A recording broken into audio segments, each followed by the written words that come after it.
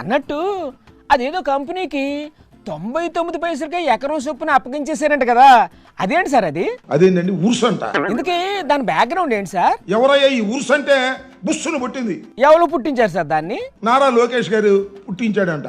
ఎంత ఇచ్చారు ఆ కంపెనీకి? వైజాగ్ లో 3,000 కోట్ల రూపాయల ఆస్తి 99 పైసలకి ఇచ్చేశారు. అత్త సొమ్ము అల్లుడు దానం చేసినట్టు బాగానే ఇచ్చారుగా.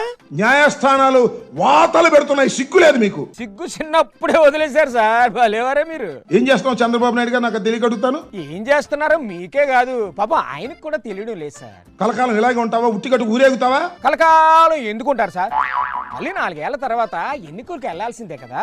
బాబు గారు, ఆ చంద్రబాబు గారు ఉమ్. గుర్తుపెట్టుకోండి, దీనికి తగ్గ మూల్యం చెల్లించక తప్పదు, జాగ్రత్త అని కూడా ఈ సందర్భంగా నేను హెచ్చరిస్తూ ఉన్నాను. ఆయన చెల్లించకపోతే? నువ్వు చెల్లించకపోతే మీ అబ్బాయి. ఆ మూల్యం ఏ రూపంలో ఉంటుంది సార్? ఏమో ఏ రూపంలో ఉంటుందో మనం ఏం చెబుతాం చెప్పు. కొంచెం హింట్ ఇవ్వండి సార్. మూల్యం ఏ రూపంలోనైనా ఉండవచ్చును. అది ఎలా సార్ తెలుసుకోవడం? అది వెండి తెర మీద చూసుకోవటమే. అంటే కూటమికి ఇంక మీరు పాన్ ఇండియా సినిమా చూపిస్తారన్నమాట. ఓమతి గారు అసలు ఏమంటే ఏం జరుగుతుందో తెలుసా పోలీస్ స్టేషన్ లో? తెలీదా?